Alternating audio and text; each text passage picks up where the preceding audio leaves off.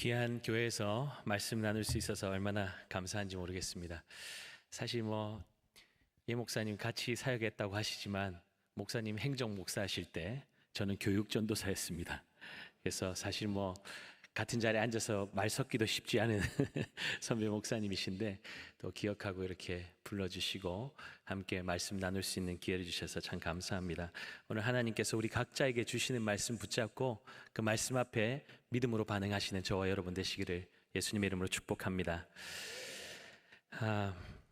제가 특별히 한 건 없습니다. 한 건 없고 하나님이 하시는 일에 숟가락만 얹었을 뿐인데 하나님이 그 놀라운 일들을 보게 하셨고, 제가 구미 강동교회 와서는 수영록 교회에서 했던 우리 다음 세대 아이들 이야기를 간혹 들려드렸어요. 수영록께서 이랬습니다 이렇게 하진 않았지만 우리 제 제자들 하나님께서 어떻게 이 아이들을 통해서 일하셨는지 많은 이야기들을 나눴는데, 지금은 이제 수영록 교회 이야기하지 않아도 우리 교회 안에 그렇게 하나님이 동일한 역사를 일으키고 계시고, 비록 미미하지만 대단한 거 아닙니다. 대단한 것 없고 그냥 하나님이 이루어 가시는 일들을 보는 기쁨이 있다는 거.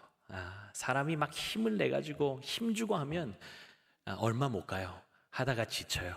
그래서 저는 계속 하나님이 하십시오 내려놓고 있고 하나님이 계속 열어가시는 것들을 보는 기쁨이 있습니다. 여러분들도 하나님이 하시는 일에 동참하는 기쁨이 있기를 예수님의 이름으로 축복합니다. 제가 미얀마 양곤에 제가 잘 아시는 선교사님 선교 편지를 조금 각색해서 여러분과 함께 그 일상을 나누면서 말씀을 시작하고 싶습니다. 저녁 5시면 전기가 끊깁니다. 어두워지기 전에 가족이 먹을 음식을 준비하고 정리해야 하기 때문에 저녁 식사를 서두릅니다. 집안에 돌던 에어컨이 멈추니 냉기가 사라집니다. 창문을 열어도 더운 바람조차 불지 않습니다. 습한 기운이 가득해서 온몸은 금세 땀 범벅이 됩니다. 저 멀리 펑 하는 소리가 들려옵니다. 폭죽 소리가 아닙니다. 폭탄 소리입니다. 총소리도 들려옵니다. 처음에는 온 가족이 너무나 무섭고 떨리는 마음으로 밤을 지샜습니다. 집 근처에 정치범 수용소가 있고 군인들의 행정지가 있기에 이런 소리는 우리의 삶의 일상이 되었습니다.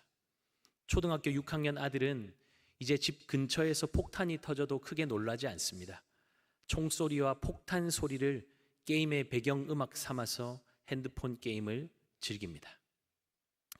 우리의 일상과 너무나 동떨어진 이야기라 피부에 와닿지도 않고 상상도 잘 되지 않으실 것입니다. 2021년 2월 시작된 미얀마 군부 쿠데타 사태로 사망자만 최소 6천여 명, 2만 명 이상이 구금되었고 삶의 터전을 잃고 헤매는 난민이 350만 명입니다. 이렇게 통계를 여러분께 말씀드려도 큰 공감이 되지 않으실 거예요. 나와 내 가족이 그 통계 수치 안에 들어있지 않기 때문입니다. 그냥 통계 수치로 받아들이죠. 그런데 이 통계 안에 내 가족이 들어있다고 생각해 볼까요? 각각의 통계 안에는 심장과 영혼을 가진 사람이 들어있습니다. 그와 연결된 가족들이 있고 그들은 지금도 잃어버린 사랑하는 이로 인해서 가슴 찢고 울며 아파하고 있습니다. 세계 곳곳에서 일어나는 전쟁도 마찬가지죠. 수많은 사람들이 죽음의 위협 앞에 떨고 있고 사랑하는 가족을 잃고 일상의 행복을 다 빼앗긴 채 절망과 공포 속에서 하루하루를 보내고 있습니다.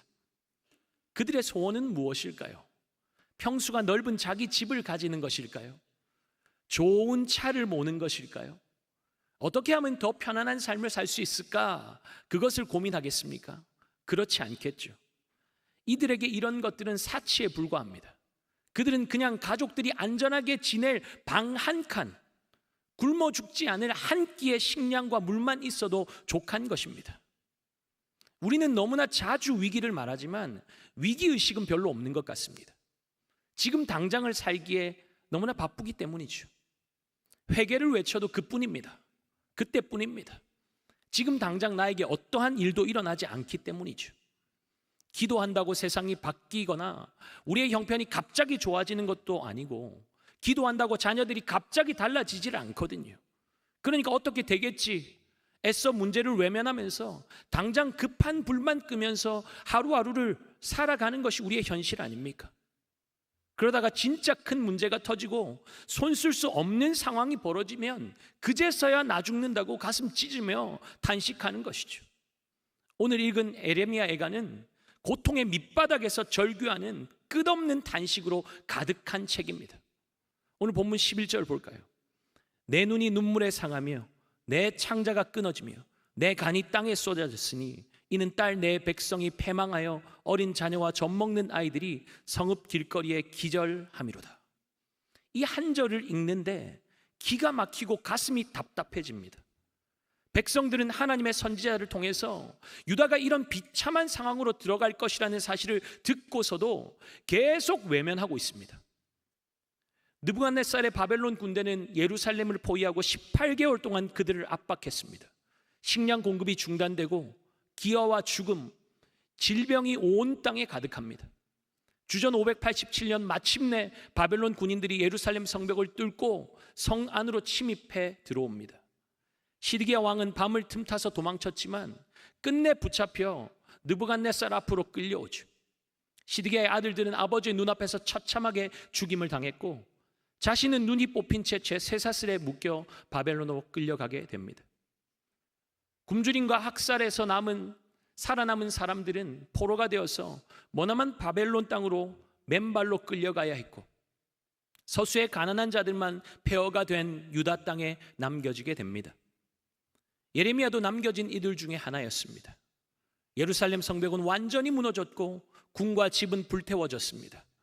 그들에게 남겨진 것이라고는 연기나는 폐허와 잔해, 길거리에 나뒹구는 시체들, 죽음의 냄새와 흙먼지밖에는 없습니다.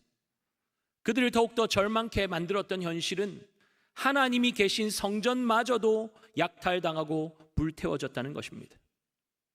하나님을 만나는 성전이 불태워졌으니 더 이상 하나님을 만날 수 없습니다. 그렇다면 그들은 도대체 어떻게 이 암담한 현실을 극복해 나갈 수 있을까요? 과연 그들에게 미래가 있는 것입니까? 이러한 충격적인 현실이 그들의 존재를 무참히 무너뜨리고 있었습니다. 벌겨 벗겨지고 능욕과 수치를 당하며 흙먼지 속에서 짓밟힌 하나님의 백성들은 조롱하는 구경꾼들에게 둘러싸여져 있습니다. 그 누구도 그들을 위로하는 사람은 없습니다. 예레미야는 그 절망의 한복판에서 그들과 함께 주저앉아 흐느껴 울고 있습니다. 성안 길거리에는 사람들이 멍한 눈빛으로 망연자실하며 앉아 있습니다. 어미들의 품에 안긴 아이들은 먹을 것을 달라며 조르다가 힘을 잃고 기절했다가 다시 정신을 차리고 조르다가 이내 몸이 축 늘어져 죽음을 맞이합니다. 그 충격적인 참상을 바라보는 예레미야의 눈은 끝없이 솟아나는 눈물에 상해버렸습니다. 아프고 쓰라린 현실 때문에 창자가 끊어질 듯하고 속이 뒤집혀서 토하고 또 토하다가 위에까지 쏟아냅니다. 여러분, 이것이 비단 예레미야 선지자만 느끼는 감정일까요? 12절 볼까요? 그들이 성읍 길거리에서 상한 자처럼 기절하여 그의 어머니들의 품에서 혼이 떠날 때에 어머니들에게 이르기를 곡식과 포도주가 어디 있느냐 하도다. 마지막 숨을 내쉬며 먹을 것이 어디 있냐고 외치는 아이들의 절규, 자녀를 위해 아무것도 해줄 수 없는 무능함에 치를 떨며 혼이 떠나버린 자녀의 얼굴을 끌어안고 창자가 끊어지는 아픔으로 탄식하고 있는 어미는 바로 우리 아버지 하나님 아니십니까? 우리 하나님께서 자신의 무능함 때문에 어찌할 수 없어 치를 떨고 계신 것이 아니라 불가능이 없으신 전능하신 분이신데도 이 참상을 그저 지켜볼 수밖에 없는 현실에 가슴치고 계신 것입니다. 고통 중에 있을 때 우리는 하나님이 누구이신지, 어떤 분이신지 너무나 자주 잊어버립니다. 하나님은 우리가 당하는 고통의 저 건너편에 계신 분이 아니시죠. 부모는 사랑하는 자녀들이 당하는 아픔을 위로해 줄 수는 있지만 그 아픔을 대신 줄 수는 없습니다. 그것이 인간의 무능함입니다. 그런데도 우리 하나님은 우리의 아픔, 우리의 슬픔, 우리의 상처, 심지어 우리의 죽음까지도 대신 주시는 분 아닙니까? 우리가 겪는 고통의 한가운데로 들어와서 우리를 끌어안으시고 우리 대신 맞으시고 우리 대신 조롱당하시고 우리 대신 죽으신 분이 우리 아버지 하나님이십니다. 아무도 내 아픔, 내 슬픔 모른다 생각할지 모르지만 우리 하나님은 다 알고 계십니다. 왜입니까? 그 고통과 절망의 자리에 우리와 함께하고 계시기 때문입니다. 11절 말씀 한번 함께 읽을까요? 내 눈이 눈물에 상하며 내 창자가 끊어지며 내 간이 땅에 쏟아졌으며 이는 딸 내 백성이 패망하여 어린 자녀와 젖먹는 아이들이 성읍 길거리에 기절함이로다. 사랑하는 여러분, 이건 하나님의 독백입니다. 내 딸, 내 백성, 내 사랑하는 자들을 향한 아버지 하나님의 탄식입니다. 말씀을 읽어갈 때 이 말을 예레미야가 하고 있는지 하나님이 하시는 말씀인지 헷갈릴 것입니다. 누가 하는 말인지 모호합니다. 그런데 이건 누가 하는 말일까? 그걸 찾아내는 것보다 더욱더 중요한 것은 그 말 뒤에 숨겨져 있는 하나님의 목소리를 듣고 하나님의 마음을 읽는 것이 너무나 중요합니다. 우리 하나님은 자녀들이 당하는 고통을 즐기시는 가학적인 분이 아니시죠. 그 누구보다도 자녀들의 고통을 아파하시고 누구보다 슬퍼하시는 분이 우리 아버지 하나님이십니다. 시인은 고통과 절망 가운데 비통해하고 있는 여인 시온에게 말을 겁니다. 13절이죠. 딸 예루살렘이여, 내가 무엇으로 내게 증거하며 무엇으로 내게 비유할까? 처녀딸 시온이여, 내가 무엇으로 내게 비교하며 너를 위로할까? 너의 파괴됨이 바다같이 크니 누가 너를 고쳐줄 소냐? 여러분, 고통당하는 사람을 어떻게 위로할 수 있습니까? 말로는 위로가 되지 않죠. 그가 겪고 있는 비슷한 아픔을 경험한 적이 있다고 할지라도 설령 그 사람의 고통보다 더 큰 아픔의 경험을 가지고 조언하고 격려해도 지금 고난의 한가운데 있는 사람에게는 그것조차도 전혀 온전한 위로가 될 수 없습니다. 그러니까 시인이 말하는 거죠. 너를 무엇에 견주며 너를 무엇에 비교해서 위로하랴. 예루살렘의 고통은 비교나 위로가 불가능한 것이었습니다. 시인이 고작 비교의 대상으로 제시했던 것은 고통만 더 가중시킬 뿐이었습니다. 네 상처가 바다처럼 커서 바닷물처럼 깊은 상처는 치유가 불가능하구나. 오히려 더 큰 절망만 더해 줄 뿐이었습니다. 위로는 비교나 경험으로 되지 않습니다. 그러니 위로한다고 말 많이 할 것 없고 더 힘들었던 자신이 겪은 고통 이야기하는 것보다 그저 그가 처해 있는 자리에서 함께 시간을 보내어주고 그의 손을 잡아주고 그의 이야기에 귀 기울여주고 함께 아파하며 울어주면 그것으로 충분합니다. 그리고 가장 중요한 것은 이것이죠. 그를 이끌어서 주님 앞으로 세우는 것입니다. 여러분, 이것이 영적인 부모들이 감당해야 할 일입니다. 너의 파괴됨이 바다같이 크니 누가 너를 고쳐줄 소냐? 아무리 끔찍한 상황 가운데 있다 할지라도, 절망의 밑바닥에 던져진다고 할지라도 결국 고치시고 회복시키실 분은 여호와 하나님밖에 없는 것 아닙니까? 하나님의 백성 이스라엘이 왜 이런 비참한 상황 가운데 던져지게 되었습니까? 예레미야는 14절에서 이스라엘에 임한 심판의 원인을 거짓 선지자들의 거짓된 묵시를 받아들였기 때문이라고 말하고 있습니다. 선지자는 하나님의 계시를 받아서 하나님의 백성들에게 그대로 전달하는 역할을 감당해야 하는데, 거짓 선지자들은 하나님의 계시를 받은 것이 아니라 자신의 생각을 하나님의 계시로 둔갑시켜서 백성들을 멸망으로 인도했던 것입니다. 그들이 백성에게 전했던 하나님의 계시는 무엇이었습니까? 예레미야 6장 14절을 볼까요? 그들이 내 백성의 상처를 가볍게 여기면서 말하기를 평강하다 평강하다 하나 평강이 없도다. 이처럼 거짓 선지자들은 하나님의 심판 대신에 백성들에게 평강을 선포했습니다. 하지만 거짓 선지자들 때문에 이스라엘이 멸망에 이르게 되었다고는 말할 수 없는 것이죠. 물론 그들이 큰 영향을 미친 것은 사실이었지만 당시 그들에게 거짓 선지자만 있었습니까? 하나님께 회개하고 돌아오라고 무려 40년 동안 외쳤던 예레미야 같은 선지자도 분명히 존재했습니다. 그러니 그들에게는 핑계거리가 없는 것이죠. 지금 잿더미에 앉아있는 하나님의 백성들에게 예레미야는 질문하고 있습니다. 봐라, 평강을 외치고 있던 그들이 너희를 지켜줬느냐? 너희를 고칠 수 있더냐? 아니라는 것이죠. 그들의 이웃들도 그들이 처한 현실을 보면서 원수들처럼 비웃고 조롱하고 있습니다. 이처럼 그들에게는 인간이 조금이라도 의지할 만한 모든 원천이 다 차단되어 있었습니다. 누가 너를 낫게 할 수 있겠느냐는 질문 앞에 이스라엘의 시선은 결국 여호와 하나님을 향할 수밖에 없었습니다. 근데 문제는 이스라엘을 이토록 처참하게 만들고 이런 절망의 자리에 앉히신 분이 바로 하나님이라는 사실이었습니다. 그러니 그들은 질문하는 것이죠. 20절 21절 볼까요? 여호와여 보시옵소서, 주께서 누구에게 이같이 행하셨는지요? 여인들이 어찌 자기 열매 곧 그들이 낳은 아이들을 먹으오며 제사장들과 선지자들이 어찌 주의 성소에서 죽임을 당하오리까? 늙은이와 젊은이가 다 길바닥에 엎드러졌사오며 내 처녀들과 내 청년들이 칼에 쓰러졌나이다. 주께서 주의 진노의 날에 죽이시되 긍휼히 여기시지 아니하시고 도륙하셨나이다. 주께서 내 두려운 일들을 사방에서 부르시기를 절기 때 무리를 부름같이 하셨나이다. 여호와께서 진노하시는 날에는 피하거나 남은 자가 없나이다. 내가 낳아 기르는 아이들을 내 원수가 다 멸하였나이다. 자신들은 하나님과 언약을 맺은 언약 백성인데 하나님께서 어떻게 우리를 이렇게 가혹하게 다루실 수 있냐는 것입니다. 하나님이 자신들을 긍휼히 여기지 않으셨고 하나님께서 자신들을 가차없이 도륙하셨고 자신들이 낳아 기르던 자녀들마저도 하나님이 다 죽이셨다는 것입니다. 여러분, 제가 18절 19절을 건너뛰었는데 지금 너희를 이 끔찍한 고통에서 건지시고 너희를 도우실 수 있는 분은 하나님 한 분밖에 없으니 하나님께 기도해라 권면하는 선지자의 말 앞에서 이스라엘 백성들이 반박하는 말이 바로 이것이었습니다. 지금 우리를 이 지경에 이르게 만든 원수가 바로 하나님이신데 어떻게 원수에게 도움을 요청하라고 말할 수 있냐? 도저히 못하겠다, 말도 안 된다, 그러고 있었던 것이죠. 전쟁의 참상 속에서 울부짖는 인간들과 어린 자녀들의 비참함과 파괴된 도시, 부모가 자녀의 살을 뜯어먹는 인간 이하의 모습을 우리는 살펴보고 있습니다.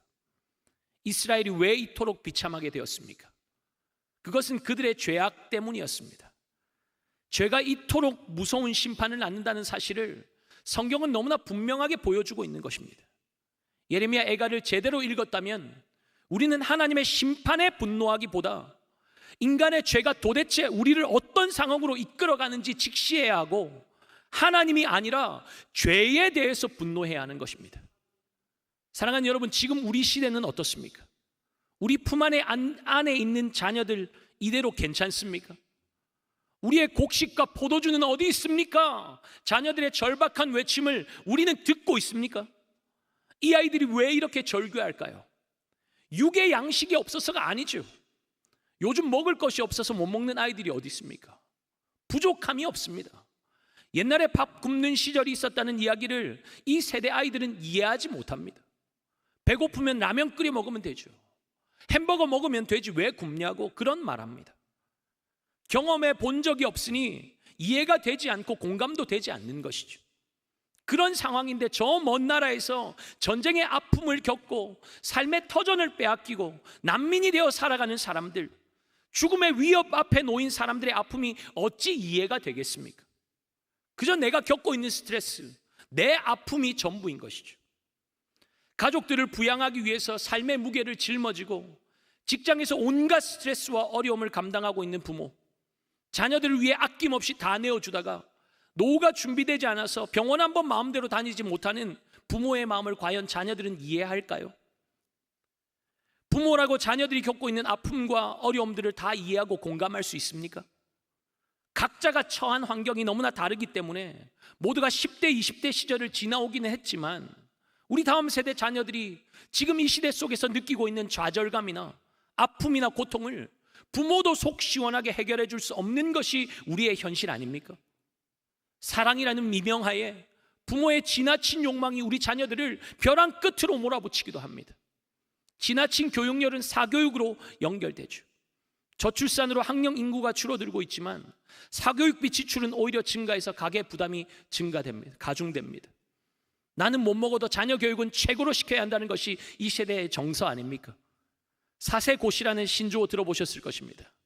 사세고시라는 것은 영어 유치원에 입학하기 위한 레벨 테스트를 말합니다. 사세고시를 위해서 아이는 알파벳 대문자 소문자를 읽고 쓸 줄 알아야 하고 영어 회화가 가능해야 합니다. 대소변도 겨우 가리는 아이에게 연필을 쥐게 하고 치열한 경쟁의 한복판으로 몰아넣는 이유가 무엇입니까? 명문대 입학이라는 부모의 욕망 때문이죠. 그렇게 부모는 자녀들이 어릴 때부터 그들에게 모든 것을 다 쏟아붓습니다. 아침 일찍부터 학교 실어 나르고, 학교 마치면 간식 준비했다가 차에서 먹이고, 학원으로 마치고 나면 또 다른 학원으로, 집에 오면 또 몸에 좋은 음식 해 먹이고, 부모는 부모대로, 자녀는 자녀대로 무엇을 위해 달려가는지 분명한 목적도 없이 그저 미래의 희망과 안녕이라는 허울 좋은 목표만 가지고 그것을 향해 전력 질주합니다. 그렇게 부모 세대는 스스로 희생을 자초하며 자녀들을 위해서 재정, 건강, 자신의 미래까지도 아낌없이 다 쏟아 부었습니다. 자신보다 자녀들의 미래를 끔찍히 생각하며 자신은 어찌 되어도 상관없다며 그렇게 지금에 이르게 된 것이죠. 65세 이상 주민등록 인구가 1,000만 명을 돌파했습니다. 지금 우리나라는 전체 인구의 20%에 달하는 초고령 사회로 진입했습니다. 거기다가 기대 수명도 꾸준히 증가하고 있죠. 2070년에는 기대 수명 91.2세에 이를 것입니다. 경기 북부 지역의 경우 1년에 면 단위에서 출생하는 아기가 때로는 한 명도 없을 정도로 인구의 노령화가 현실이 되었습니다. 경북 지역과는 비교할 수도 없지만 울산도 안심할 수준이 아니죠. 2015년에 비해서 10년 만에 출생아 수가 절반 이하로 급감했습니다. 초고령 사회의 가장 큰 문제는 누군가 돌보아 주지 않으면 생활이 힘든 노인들이 많아진다는 것입니다. 누가 이 일을 감당해야 할까요? 정부가 하겠지? 아닙니다. 교회가 감당해야 합니다. 초저출산 시대의 주의 백성들이 아이 많이 낳아서 생육하고 번성하고 땅에 충만해야 합니다. 그리고 초고령화 사회에서 자녀 세대를 위해 다 쏟아 부으며 헌신하신 부모 세대를 주님의 사랑으로 교회가 돌보아야 할 것입니다. 지금 이 시대는 먹을 것이 없어서 길바닥에 쓰러지는 것이 아니라 너무 많이 먹어서 충분히 먹고 있지만 좀 더 좋은 것으로 채우지 못해서 좌절하여서 길바닥에 쓰러지는 시대입니다. 정말 먹어야 할 것은 먹지 못하고 세상이 좋다고 말하는 온갖 잡다한 것들을 분별 없이 막 먹어대다가 쓰러지는 것이죠. 한마디로 영적 기근의 시대입니다. 아모스 8장 11절에서 13절 말씀 함께 볼까요? 주 여호와의 말씀이니라. 보라, 날이 이를지라. 내가 기근을 땅에 보내리니 양식이 없어 주림이 아니요 물이 없어 가람이 아니요 여호와의 말씀을 듣지 못한 기갈이라. 사람이 이 바다에서 저 바다까지 북쪽에서 동쪽까지 비틀거리며 여호와의 말씀을 구하려고 돌아다녀도 얻지 못하리니 그날의 아름다운 처녀와 젊은 남자가 다 갈아여 쓰러지리라. 보십시오. 양식이 없어서 줄이는 것이 아니고 물이 없어서 가라는 것이 아니라는 것입니다. 그렇다면 왜 갈아여 쓰러집니까?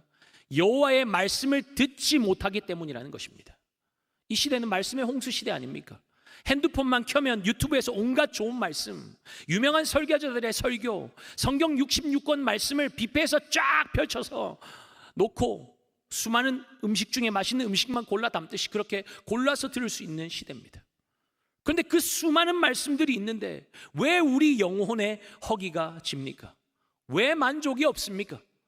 하나님의 말씀이 내 삶의 전부가 아니라 일부가 되어 있기 때문 아닙니까?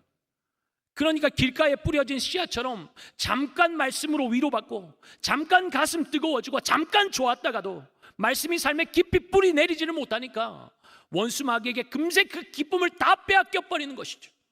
마음이 돌짝밭과 같고 가시 떨기밭과 같으니 말씀이 떨어져도 세상 염려와 근심으로 가득 차 있으니 말씀이 말씀으로 우리 삶에 역사할 수 없는 것 아닙니까? 하나님의 말씀에 온 마음과 생명을 걸어야 할 이 악한 세상을 이기는 승리를 경험할 텐데 한 발은 세상에 한 발은 주님께 걸치고 있으니 어찌 예수의 능력을 드러내는 삶을 살 수가 있겠습니까? 부모가 세상의 온갖 나쁜 영향을 고스란히 다 받아들이고 영적 기근 가운데 기진하여 비틀거리고 있는데 어찌 자녀들에게 선한 영향력을 끼칠 수 있다는 말입니까? 함께 영적 기근에 시달릴 수밖에 없는 것이죠. 그러니 자녀들이 길 어기에 줄여 기진하여 쓰러져 있어도 자신의 문제조차 해결 안 되는 부모는 그 처참한 광경을 넋놓고 지켜볼 수밖에 없는 것 아닙니까? 예레미야가 보고 있는 이 처참한 현실은 지금 우리 앞에도 고스란히 펼쳐져 있습니다. 우리의 양식과 포도주가 어디 있습니까? 절규하며 기진하여 쓰러져 있는 이 시대를 바라보시는 하나님의 처참한 심정이 우리에게도 있습니까? 사랑하는 여러분, 울어야 합니다. 울어야 합니다. 하나님의 말씀에 떠나서 내 소견에 오른 대로 살았고 하나님의 뜻보다 내 꿈을 이루는 것을 더 중시했고, 세상의 요구를 충족시키며 세상에 발맞춰 사는 것에 온 마음을 두며 살다가 믿음의 자리를 놓쳐버린 우리 자신과 우리 자녀들을 바라보며 울어야 합니다. 마태복음 5장 3절 4절에 뭐라고 말씀하시죠? 심령이 가난한 자는 복이 있나니 천국이 그들의 것이며, 애통하는 자는 복이 있나니 그들이 위로를 받을 것이며. 여러분, 누가 애통할 수 있죠? 심령이 가난한 자입니다. 심령이 가난한 자가 애통할 수 있어요. 심령의 가난함은 열심히 살지 않아서, 성실하지 않아서, 가진 것이 없어서 생기는 마음의 상태가 아닙니다. 애통은 다른 사람과 비교하면서 저 집 아이는 공부도 잘하고 좋은 학교 잘만 가는데 우리 애는 뭐가 부족해서 이러나 비교하며 가지는 마음의 아픔이 애통이 아닙니다. 심령의 가난함이나 애통은 반드시 있어야 할 중요한 것은 없고, 없어도 되는 것, 없어야 할 것들이 내 안에 가득 차 있는 것 때문에 일어나는 마음의 아픔을 말합니다. 진정 있어야 할 것, 무엇이 내 영혼을 만족해 하는지, 무엇이 내 생명처럼 귀한지 모르니까 그것을 놓치고 그저 열심히만 사니까 자녀들의 진정한 행복이 무엇인지, 정말 이 자녀들에게 있어야 할 것은 놓쳐버린 채 그냥 어른들의 기준에서 좋은 것, 세상이 좋다고 말하는 것들을 마냥 쏟아붓기만 하는 것 아닙니까? 그러니까 그 부요함과 풍성함 속에서도 우리 자녀들이 기진하여 쓰러져 가고 있는 것이죠. 성경이 말하는 애통은 세상은 채워줄 수 없는 마음의 공허함, 그 무엇으로 채울 수 없는 심령의 가난함을 가지고 마치 잃어버린 자녀를 미친 듯이 찾아 헤매는 어미의 심정으로 울며 가슴치며 그 잃어버린 것을 찾고 구하는 것입니다. 여러분에게 애통함이 있습니까? 무엇 때문에 애통해 하고 계시죠? 기진한 우리의 자녀들을 무엇으로 채우면 살 수 있을까요? 부모들조차 알지 못하는 다음 세대 아이들의 내면에 숨겨둔 깊은 한숨과 두려움, 상처를 무엇으로 위로하고 그들을 어떻게 회복시킬 수 있겠습니까? 예수 아닙니까? 부모가 살아도 예수, 죽어도 예수. 내 삶의 분명한 목적이 무엇인지, 그분이 내 삶을 어떻게 변화시켜 주셨고 또한 어떻게 변화시키고 계신지 삶으로 우리 자녀들에게 가르쳐야 하지 않을까요? 내가 예수로 만족함이 없고, 내가 예수의 능력을 모르고, 내가 예수를 위해 살아본 적이 없는데 어떻게 아이들에게 그것을 보여주고 가르칠 수 있겠습니까? 말씀대로 살지 못하는 자신을 바라보며 정말 내 삶의 가장 중심에 계셔야 할 예수 그리스도를 놓치고 사는 자신을 바라보며 가슴 치는 애통함이 우리에게 있습니까? 예수면 충분하다, 예수님 한 분이면 충분해 말하면서 여전히 다른 것도 채우려고 충혈된 눈으로 세상을 쫓아가고 있는 자신의 이중적인 삶의 태도를 주님 앞에 회개하며 주님 앞에 뒹굴고 있습니까? 말씀대로 살려고 눈물을 흘리며 씨름하며 살아가는 그 모습을 우리 자녀들이 지켜보고 있습니다. 아빠는 너희들 먹여 살리느라 잘 못하고 있지만 너는 예수님 잘 믿어. 말이 됩니까? 자녀는 보고 배운 대로 사는 겁니다. 본대로 배우는 것입니다. 하나님의 심판으로 다 무너지고 처참하게 깨어져 버린 이스라엘을 향해서 예레미야는 외치고 있습니다. 애통하라, 울어라, 부르짖어라. 왜요? 그래야 살 수 있기 때문입니다. 그래야 살 수 있기 때문입니다. 18절 19절 말씀 우리 함께 한 목소리로 읽겠습니다. 그들의 마음이 주를 향하여 부르짖기를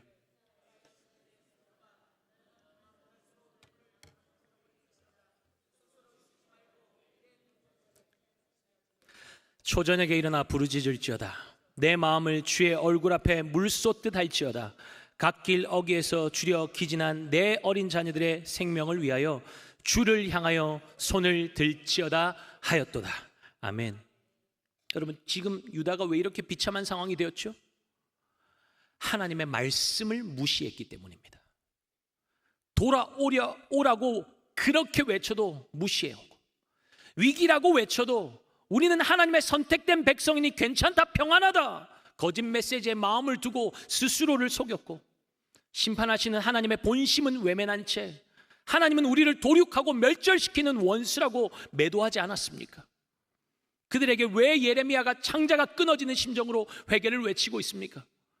지금 심판하시는 하나님은 하나님의 이름으로 일컫는 백성들이 악한 길에서 떠나 스스로 낮추고 기도하여 하나님의 얼굴을 찾으면 하늘에서 들으시고 그들의 죄를 사하실 뿐만 아니라 그들의 땅을 고치시는 분이시기 때문입니다. 우리는 재앙 가운데 멸절되었다 외치는 그 백성들을 향한 하나님의 계획은 미래와 희망이기 때문입니다. 사랑하는 여러분, 이것이 우리를 향한 하나님의 마음입니다. 하나님은 우리의 부르짖음을 들으십니다. 우리의 기도를 귀 기울여 들으세요. 우리의 기도를 듣고 싶어 하십니다. 우리를 만나고 싶어서 어쩔 줄 몰라 하시는 분이 우리 하나님이십니다. 여러분, 하나님의 그 애타는 마음을 알고 부모가, 교회의 영적인 부모들이, 교사들이 손을 들고 눈물 쏟으며 기도하기 시작할 때 어떤 일이 일어날까요? 아이들의 심령의 변화가 일어납니다. 이건 아이들의 증언이에요. 내가 그렇게 속썩였는데 학교에서는 나를 문제아 취급하고 나가라 그러고 쓸모없다 그러는데 나를 참아주네.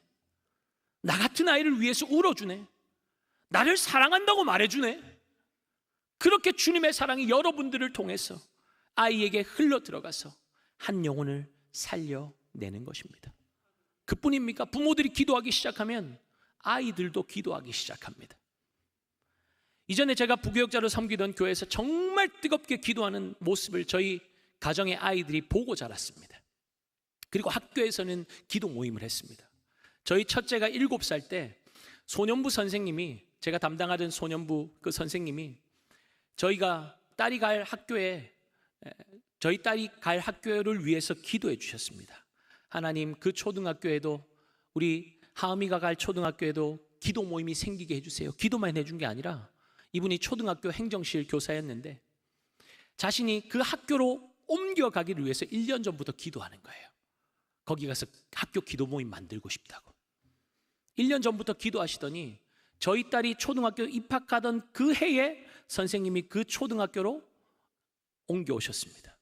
그래서 저희 딸이, 첫째 딸이 6학년 1학기까지 그 학교에서 기도 모임을 진행을 했고 둘째 딸은 4학년 1학기까지 기도 모임을 경험했습니다. 그리고 제가 구미 강동교회 담임 사역을 시작하면서 연고도 없는 구미 땅으로 옮겨왔는데 우리 딸들이 구미에 대해서 아는 거는 그냥 한번 들어봤던 마이구미 이거밖에 몰랐어요. 젤리. 구미가 어디야? 마이구미는 아는데 그랬습니다. 저도 그랬어요. 아이들에게 이제 옮겨와서 학교 기도 모임을 시작하라고 말하고 싶지만 입이 떨어지지 않았어요. 기도만 했습니다. 그런데 놀라운 사실은 이 아이들이 초등학교 시절 내내 학교 기도 모임을 해왔기 때문에 새로운 학교에 와서도 당연히 기도 모임을 세워야 한다는 생각을 가지고 있었다는 것입니다. 그래도 새로운 환경에 적응할 시간이 필요하겠다 싶어서 기다렸습니다. 근데 큰아이가 큐티하는 중에 하나님이 빨리 시작하라는 마음을 주셔서 동생과 함께 기도 모임을 시작하겠다고, 한 구미에 온 지 한 2주나 됐을까요? 이렇게 언니, 동생 둘이서 학교 운동장 벤치에 앉아서 기도 모임을 시작하려고 하는데 지나가던 친구들이 뭐 하냐고 그 친구 2명이 붙고 교회 안 다니는 친구도 1명 붙어서 5명이 학교의 기도의 깃발을 꽂았습니다. 그리고 얼마 지나지 않아서 저희 큰딸이 중학교로 진학하면서 자연스럽게 학교 기도 모임이 2군데로 확장되었습니다. 초등학교, 중학교. 1년 지난 후에 13개 학교, 지금은 37개 학교에서 기도 모임이 진행되고 있습니다. 확실한 것은 저희가 잘해서 저희 딸들이 헌신해서 이렇게 된 것이 아니라는 것입니다. 하나님이 이 모임을 얼마나 기뻐하시고 기다리셨는지 봅니다. 아이들의 작은 헌신을 통해서 처음에는 학교 기도 모임이 5명으로 시작했지만 그 초등학교에서는 20명이 넘는 아이들이 모여서 매주 기도하고 있고 중학교 한 곳에서는 30명이 넘는 아이들이 학교 앞 학원에서 기도하고 등교합니다. 그런 아이들을 보고 부모들이 도전을 받는 거죠. 부모들이 자기 자녀들이 다니는 학교에도 기도 모임이 생기게 해달라고 기도를 시작하게 되었고 자녀와 엄마가 기도를 시작하니까 하나님이 여기저기서 사람을 붙여주십니다. 신기하죠? 믿음으로 깃발만 꽂았을 뿐인데 순종하고 발걸음을 내디드니까 하나님께서 길을 열어주시는 겁니다. 그러니까 미취학 자녀들을 둔 젊은 엄마들도 유치원 어린이집을 위해서 엄마들 스스로 기도 모임을 만들어서 매주 기도하고 있습니다. 기도하면 하나님께서 절대로 가만두지 않으십니다. 여러분, 이렇게 기도하는 아이들 하나님께서 그냥 두시겠습니까? 인생에 아무리 채워도 만족이 없고 오히려 더 불안하고 불행하고 더 죽을 것 같은 이유가 뭘까요? 진짜 있어야 할 것, 진짜 채워야 할 것을 놓치고 있기 때문 아닙니까? 저희 교회는 구미 성시아의 꿈을 가지고 기도하고 있는데, 구미 성시아의 첫 걸음을 학교 기도 모임을 세우는 것부터 시작했습니다. 그래서 구미 성시아, 구미 이 지도를 저희가 축소해가지고 한 판에 다 들어오게 해서 로비 중앙에 크게 걸어놨어요. 한번 띄워주실래요? 네, 이렇게 구미 지역 그 지도를 축소시켜서 해놨어요. 빨갛게 점들 보이시죠? 그게 깃발입니다. 네, 구미 땅에 102개의 학교가 있습니다. 그런데 현재 저희 교회가 52개 초등학교 중에 10곳, 28개 중학교 중에 14개 학교, 21개 고등학교 중에 9개 학교, 대학 캠퍼스 5군데의 기도의 깃발을 꽂았습니다. 중고등학교만 본다면 현재 46.9%, 거의 절반의 학교에 기도의 깃발을 꽂았습니다. 사실 이 일은 절대로 개교회로서는 절대로 해낼 수 없는 일입니다. 이제 됐습니다. 교회들이 연합해야 감당할 수 있는 일입니다. 보시다시피 저는 젊은 목회자고 아무런 영향력도 없는 사람입니다. 그래서 여러 교회를 결집시킬 힘도 없고요, 능력도 없고 그야말로 아무것도 없기 때문에 하나님께 기도만 했습니다. 홍보하고 다니지 않았습니다. 우리가 이런 일 해요, 함께 해요 하지 않았습니다. 근데 기도했더니 하나님께서 사람들을 붙여주시고요, 교회들을 붙여주기 시작했습니다. 아이들이 다니는 학교 근처에 교회들이 문을 열어서 아이들이 기도하고 학교 갈 수 있도록 해주셨고, 목사님들이 관심을 가지고 부교역자들이 함께 동력할 수 있도록 마음을 열어주시고, 그렇게 구미 성시화의 한 발짝을 내딛고 있는 중입니다. 초등학교 같은 경우에는 부모님의 역할이 아주 큽니다. 함께 기도 모임에 참석해주고, 간식도 과자 봉지 하나 주는 게 아니라 아이들이 좋아하는 간식 골라서 멋지게 포장해서 준비하고, 전도할 친구들 줄 간식까지 여분으로 준비해서 보냅니다. 인원이 많은 학교들은 30개, 40개씩 준비하는 학교들도 있습니다. 그러나 여러분, 이 일들을 교회 재정으로 하지 않습니다. 부모들이 헌신합니다. 물질이 있는 곳에 마음이 있다고 부담이 될 수 있지만 교역자 사모들이 먼저 솔선수범했습니다. 그러니까 지금은 오히려 성도님들이 더 열성적으로 앞장서서 섬기고 있습니다. 여러분, 우리의 자녀들 해달라고 하는 것 안 해줘서 만족이 없습니까? 부모들이 자신들에게 관심을 안 가져줘서 불행하다고 외치고 있습니까? 왜 불안과 우울과 강박에 시달립니까? 왜 삶을 비관하며 온몸에 자해를 합니까? 왜 음란물에 온몸을 망가뜨리는 환각성 물질들에 자신을 맡겨버립니까? 왜 우리 자녀들이 가상현실 게임 속에서 벗어나는 것을 싫어합니까? 현실이 버겁기 때문이죠. 탈출구가 보이지 않고 소망이 없기 때문입니다. 예수 그리스도가 그 마음의 중심에 없기 때문입니다. 예수 없으면 껍데기 인생 아닙니까? 예수 없는데 무엇 채우면 소망이 생기고 무엇을 채우면 만족이 임할 수 있습니까? 진짜 있어야 할 분은 놓쳐버리고 고작 세운 목표라고는 명문대학, 연봉 좋은 직장, 이런 것들이 전부죠. 그렇게 온 힘을 다해서 달리다가 목표를 이루면 그 다음에는 뭡니까? 그 다음은 어디로 갈지를 몰라요. 사는 의미를 모르는 거죠. 왜 사냐고 묻거든 그냥 웃지옵니다. 머리 긁적이고 있는 거예요. 여러분, 우리의 현실이 이것 아닙니까? 예레미야는 지금 누구를 향해서 부르짖으라고 말하고 있습니까? 주를 향하여 부르짖으라는 것입니다. 왜 주를 향하여 부르짖으라고 말씀하시죠? 그분이 회복의 주체이시기 때문입니다. 그분이 죄에 대해 심판하셨다면 고치실 능력도 그분 안에만 있기 때문입니다. 그러니 쉬지 말고 밤낮 울며 부르짖으라는 것입니다. 주님 떠나서 방황하는 사랑하는 자녀들, 삶의 목적 없이 멸망을 향해 달려가는 있는 이 사랑하는 가족들을 바라보는 여러분의 심정은 어떻습니까? 애통하는 마음이 일어나지 않습니까? 진짜 생각만 해도 숨이 쉬어지지 않고 답답하고 내 힘으로 어찌할 수 없어서 눈물만 흐르는 것이 현실 아닙니까? 그 마음을 회복의 주체이신 우리 아버지 앞에 쏟아 놓으라는 것입니다. 주님께 쏟아 놓으면 그분은 은혜를 베풀어 주십니다. 진노 중에도 긍휼을 베풀어 주십니다.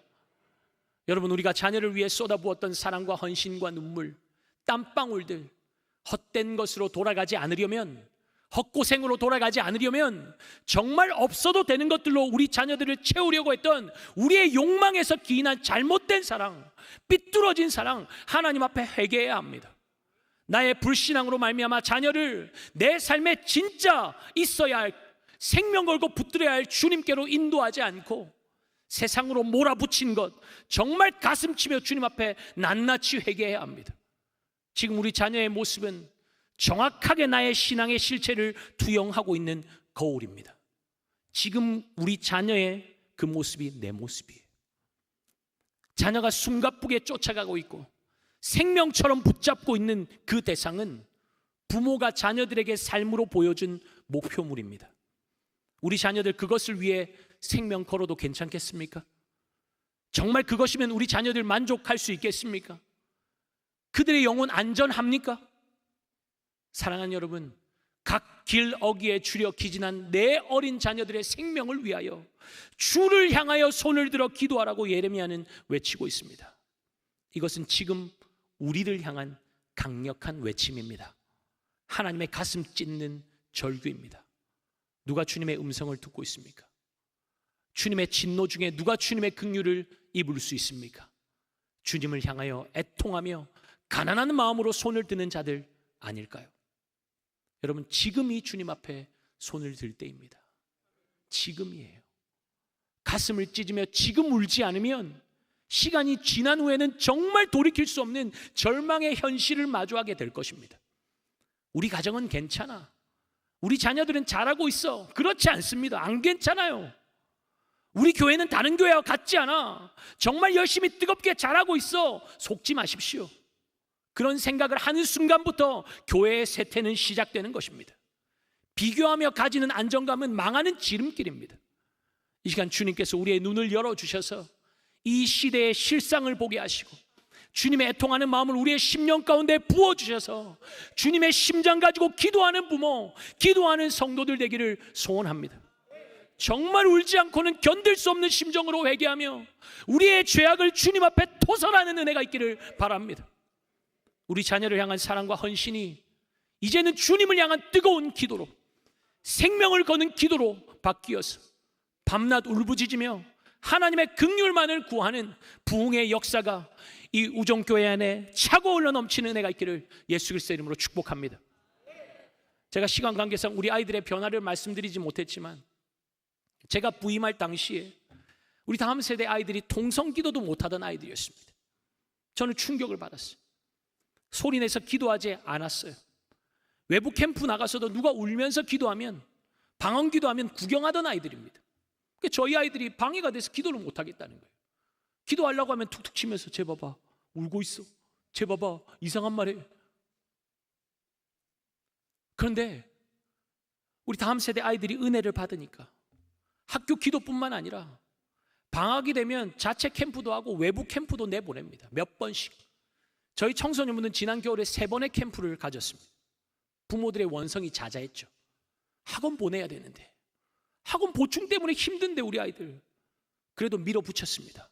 갈 사람 가고 안 갈 사람은 안 가면 되는 거예요. 자기가 선택하면 되는 거죠. 왜 가려고 하는 사람까지 방해하냐고. 여러분, 하나님의 일은요 방해만 안 하면 되게 돼 있습니다. 아멘입니까? 꼭 자기 하기 싫으면 방해하는 사람이 있어요. 네. 왜 제가 밀어붙였을까요? 물론 학생 시절에 공부 열심히 해야 합니다. 하나님 앞에 예배자로 서는 자들은 자기의 맡겨진 일에 최선을 다해야 합니다. 학생은 공부 열심히 해야 돼요. 가르쳐야죠. 그런데 여러분, 학원만 뺑뺑이 돌리면 다 된 겁니까? 이 아이들이 무엇을 위해 공부하는지 알아야 하는 것 아닐까요? 삶의 목적도 없는데 학원만 뺑뺑이 돌리다가 예수님 놓치면요 끝나는 것 아닙니까? 그러니 방학이 예수님 만날 절호의 찬스인 거죠. 아이들이 은혜 받으면 공부 열심히 안 할까요? 열심히 합니다. 그뿐이겠습니까? 은혜 받은 소수의 아이들이 청소년 예배 분위기를 뒤집어 엎어버렸어요. 신나는 찬양에 이 아이들 박수 안 쳤습니다. 안 움직였어요. 꽂아놓은 보릿자루처럼 앉아있는데 손을 드는 게 어디 있겠습니까? 그런데 은혜 받은 아이들이 청소년 예배 시간에 우르르 강단 앞으로 달려나가는 거죠. 거기서 뛰기 시작하는 겁니다. 그러니까 후배들이 그렇게 하니까 선배들도 우리도 가만히 있으면 안 되겠네, 도전을 받고 그냥 따라 나가요. 그런 모습의 교사들이 도전을 받고 더 열정을 쏟아붓고, 그러면서 그 소수의 은혜 받은 아이들이 예배 분위기를 주도해 가는 것. 아이들 예배뿐이겠습니까? 저희 교회는 금요 성령 집회를 8시부터 드립니다. 그런데 이 은혜 받은 아이들이 가장 앞자리에 기도 결사대로 자원해서 밤 12시, 1시 그렇게까지 기도해요. 그러니까 어린들이 우리도 이래서는 안 된다, 정신 차리고 기도하자, 정신줄 붙들자.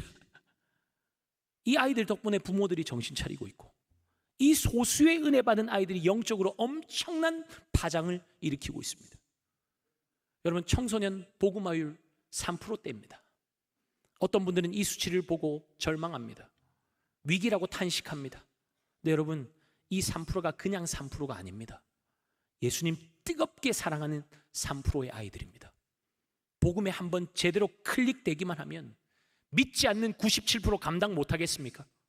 그러니 여러분, 없는 것 바라보면서 탄식하지 마시고 지금 우리에게 맡겨주신 그 귀한 아이들이 주님을 뜨겁게 사랑하는 3%가 될 수 있도록 그들에게 뜨거운 사랑과 관심을, 기도를 쏟아 부어야 합니다. 하나님께서 우리의 기도를 사용하실 것입니다. 오늘 청년들 많이 있는데 소망이 있어요. 아멘. 청년들 아멘. 여러분들이 할 일이 있다고요.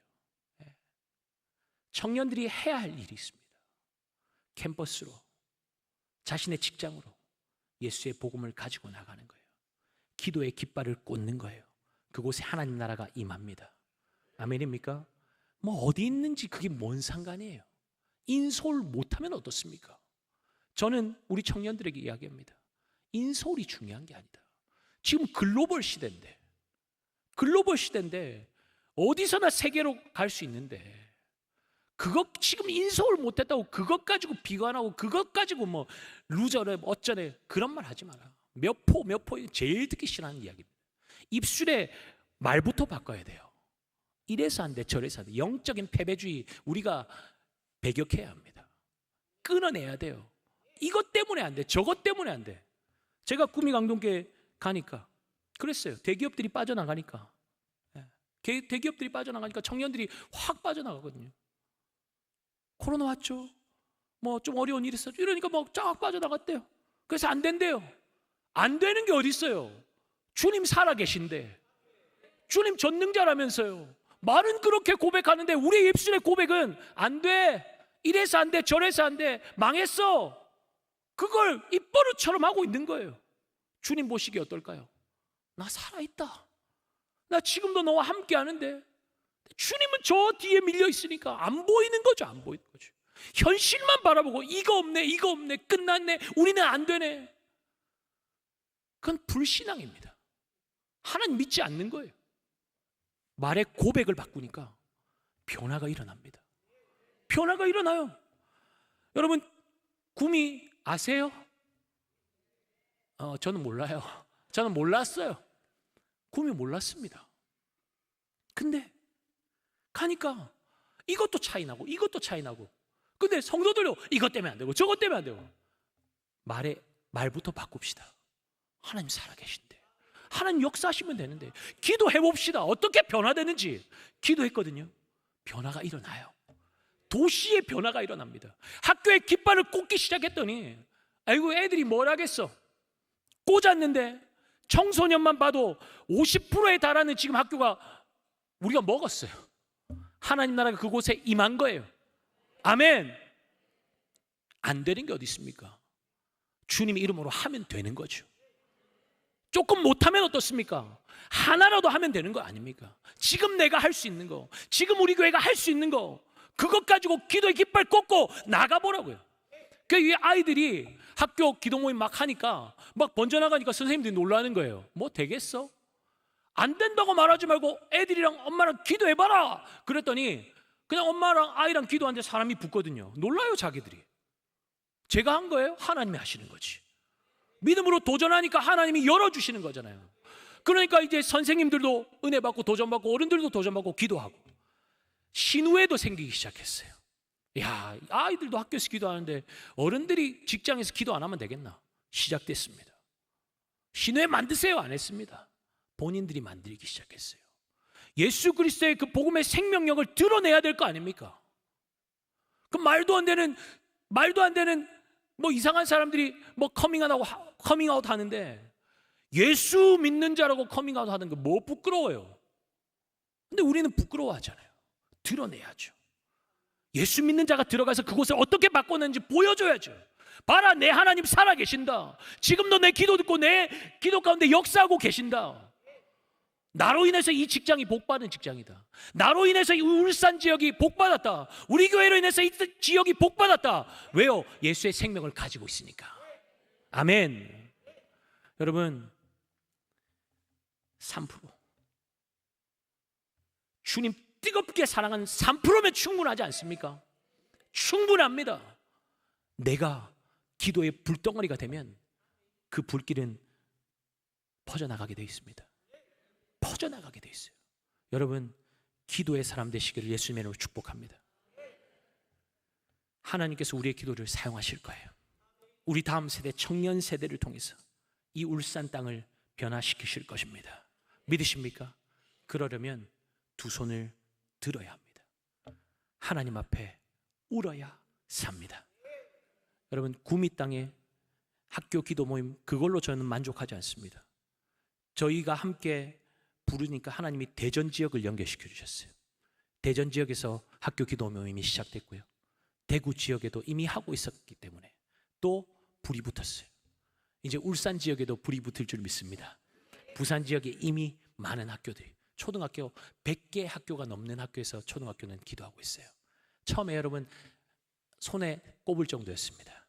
근데 지금 100개가 넘는 학교에서 기도하고 있고, 이미 그 전에 중고등학교는 100개가 넘었는데 코로나 때 완전 셧다운 돼가지고 떨어졌다가 지금 얼만큼 올랐는지 제가 잘 모르겠지만, 계속 아이들이 수능 마치고까지 기도합니다. 스타킹 신고 겨울에 그 맨바닥에 무릎 꿇고 아이들이 기도합니다. 그 기도가 이 땅을 살리고 있습니다. 부모들이 가만히 있으면 안 되는 거죠. 기도하는 모습을 보여줘야 합니다. 무엇을 위해 울고 있는지 보여줘야 돼요. 무엇에 내 삶을 걸고 있는지 보여줘야죠. 엄마는, 아빠는 왜 살아요? 질문하면 여러분 뭐라고 대답해 주세요? 죽지 못해 산다. 그러면 안 돼요. 주님 때문에 산다. 예수 때문에 산다. 내 삶의 목표 예수 그리스도. 내가 죽어도 살아도 예수 그리스도를 위해 산다.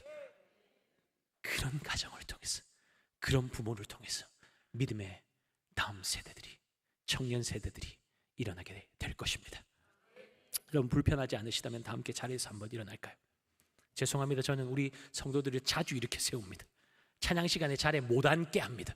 근데 아까 들어오니까 다 서서 계셔서 제가 아주 감동이었는데, 여러분, 우리의 마음의 자세가 중요하기 때문이에요. 앉아서 기도할 수 있지만 한번 서서 해보자고요. 이건 이래서 안 돼, 저래서 안 돼, 그런 고정관념들 내려놓으시고 영적인 패배주의에 젖어들지 마시고 주 예수의 이름으로 하면 된다, 할 수 있다, 지금 한다. 하나님 세례가 계시고 지금도 역사하고 계신데 뭐가 안 된다는 말입니까? 뭘 할 수 없다는 말입니까? 기도하면 되는 거죠.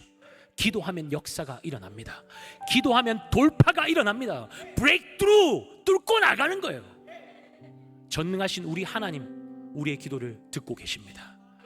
여러분, 함께 한번 두 손 들고 우리 다음 세대, 이 땅을 축복하며 기도하고 싶습니다.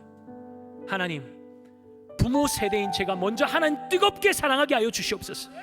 한때 뜨거웠던 열심, 신앙의 추억으로 살지 않게 하여 주시고, 지금 부어주시는 하나님의 은혜를 사모하며 갈망하는 영적인 야성이 회복되게 하여 주시옵소서. 우리 자녀들 위해 더 울지 못한 것 회개합니다. 예수 잘 믿으라고 말만 했지 삶으로 보여주지 못한 것 용서해 주시옵소서. 지금이라도 정신 바짝 차리고 하나님 앞에 믿음으로 살겠습니다. 주님, 우리 자녀들 살려 주시옵소서. 우리 우정교회의 다음 세대 자녀들이 주님 뜨겁게 사랑하는 믿음의 3%가 되게 하여 주셔서 이 땅에 잃어버린 97%의 다음 세대를 감당하고 찾아내는 데 쓰임받게 하여 주시옵소서. 울산 지역의 학교마다 기도의 깃발이 꽂혀지게 하여 주시고 주님 오실 날을 앞당기는 데 쓰임받는 우리 우정교회 그리고 다음 세대 청년 세대 되게 해달라고 우리 주여 3번 외치고 기도하며 나갑니다. 주여